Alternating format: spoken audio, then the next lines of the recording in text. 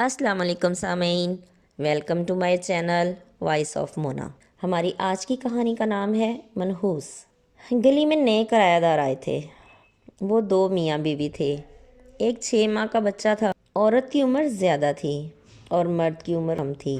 और सुबह वो घर से निकलता और रात को काफ़ी लेट आता। उसकी बीवी का नाम जाहिदा था। आदमी का नाम हनीफ था। हनीफ पेशे के लिहाज से मिस्त्री था। जाहिदा बहुत खूबसूरत थी। एक दिन उनके घर से झगड़े की आवाज़ आ रही थी। फिर वो रोने और चीखने की आवाज़ें आने लगीं तो हमारी वालदा ना रह सकीं। वो उनके घर जा पहुंची। गली में काफ़ी लोग इकट्ठे हो चुके थे। चारों ना चार हनीफ को दरवाज़ा खोलना पड़ा।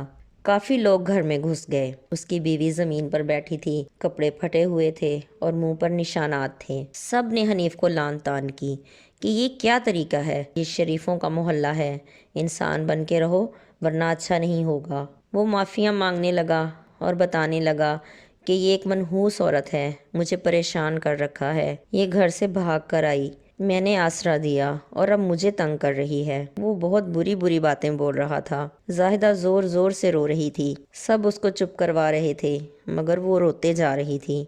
फिर कुछ मर्द हनीफ को घर से बाहर ले गए। काफ़ी लोग चले गए। एक दो औरतें अब भी वहीं थीं। हमारी अम्मी ने सबको जाने का कहा। उससे पूछा, खाना खाया है बेटा आपने? वो और रोने लगी।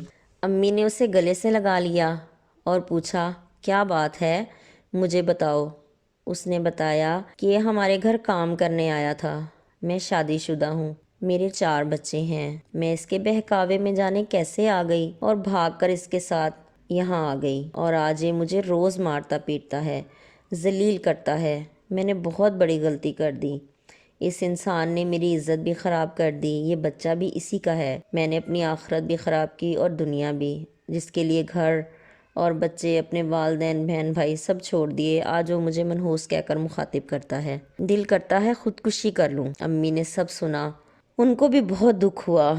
उन्होंने कहा, तुम अल्लाह ताला से माफ़ी मांगो, अल्लाह मियाँ बख्शने वाला है। तुमने गलती तो वाकई बहुत बड़ी की है और अगर तुम वापस जाना चाहती हो तो मुझे बताओ, मैं ख़ुद तुम्हारे वालिदैन से रब्ता करती हूँ। उनसे माफ़ी मांग लो। माँ बाप का दिल बहुत बड़ा होता है, वो बच्चों की गलतियाँ माफ़ कर देते हैं।